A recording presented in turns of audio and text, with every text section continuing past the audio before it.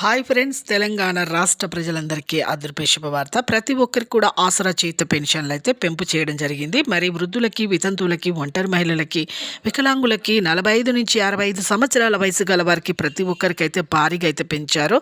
మరి కొత్త వారికి కూడా పెంచుతున్నారా, మరి పాత వారికి ఎప్పుడు పెంపు చేస్తున్నారో తెలుసుకునే ముందు లైక్ చేయండి, షేర్ చేయండి, సబ్స్క్రైబ్ చేయండి. మీకు నచ్చితే లైక్ చేయండి, నచ్చుకుని డిస్లైక్ చేయండి. లైక్ చేయకుండా అయితే వీడియోలకు అయితే వెళ్ళిపోదాం ఫ్రెండ్స్. ప్రతి ఒక్కరికి కూడా ఆసరా చేత పెన్షన్లు అయితే మన తెలంగాణలో ప్రతి ఒక్కరికి పెంచడానికి 7 కోట్లు అప్పుగా తీసుకున్నారు సెంట్రల్ గవర్నమెంట్ నుంచి మన సీఎం రేవంత్ రెడ్డి గారు. ప్రతి ఒక్కరికి కూడా మీకైతే ఇక ఆసరా చేయుత పెన్షన్లు భారీగా అయితే పెంచుతున్నారండి. ప్రతి ఒక్కరికి అయితే ఇక వృద్ధులకి, వితంతువులకి, ఒంటరి మహిళలకి, ఒంటరి మహిళలకి మొత్తం 4,000 రూపాయలు, అలాగే వికలాంగులకి మాత్రం 6,000 రూపాయలు. 2016 లోపు పెన్షన్దారులు, లబ్ధిదారులు ఉన్నారు పాత వారికి మాత్రం ఇప్పుడైతే ఫిబ్రవరి నుంచే పెంచడం జరిగింది. ఫిబ్రవరి నుంచి పెంచితేను మీకు మార్చి 1 నుంచి 10th లోపు అయితే వస్తాయి.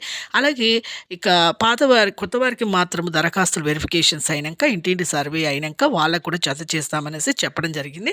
ప్రతి ఒక్కరికి ఈ పెన్షన్లు రావాలంటే ఇంట్లో ప్రతి ఒక్కరికి అయితే రేషన్ కార్డ్ అనేది సపరేట్గా అయితే ఉండాలండి.